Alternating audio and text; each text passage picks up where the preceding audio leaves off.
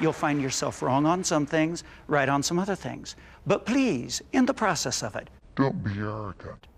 I wanted people to be able to worship and enjoy it, and then be in a setting where the speaker is close to them. That's why it's in the round. And so they can be up close to me, and so I can look at them. Well, it's certainly very effective what you do. I mean, it seemed to me to have all the arts of... I mean, I was almost reminded, if you'll forgive me, of a sort of Nuremberg rally. I mean, it was such incredibly... Well, Dr. Goebbels would have been proud. I don't know anything about the Nuremberg rallies, but I know lots of Americans think of it as a rock concert. What can I give to you? You don't already have. There's nothing I can do without the strength of your hand. Your way is... Why are we still here? Just to suffer every night. When I prepare a presentation, I don't prepare it to get a group of lunatics to come in and just say, oh yes, Pastor Ted, you're just so wonderful. I believe everything you say. I would be opposed to that. Here the Bible says, who have been chosen according to the foreknowledge of God the Father. This is talking about us. We've been chosen for, what's that word there, everybody? Say it out loud. Okay, so we have been chosen. Every person needs, at the center, some sense of meaning about existence. It is life and death to us. It makes us who we are. Yet most of us, as we grow up and become responsible adults, accept that life is complex, that we live in a world of subtle shades, not sharp black and white.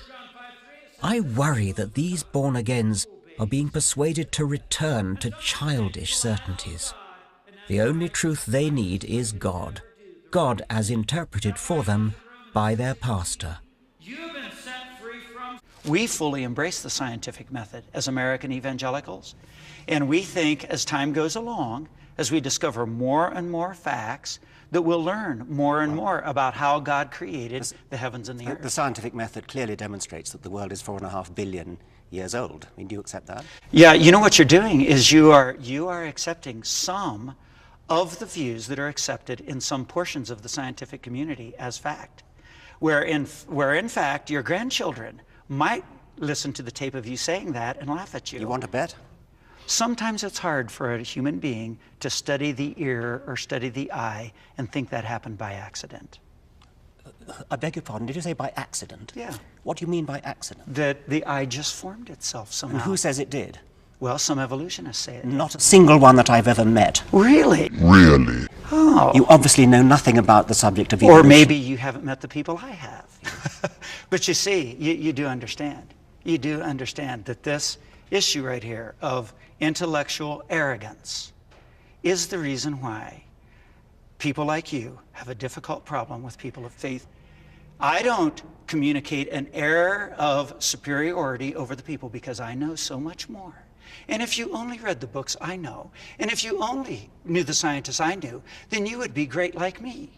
Well, Sir, there could be many things that you know well. There are other things that you don't know well. As you age, you'll find yourself wrong on some things, right on some other things. But please, in the process of it, don't be arrogant.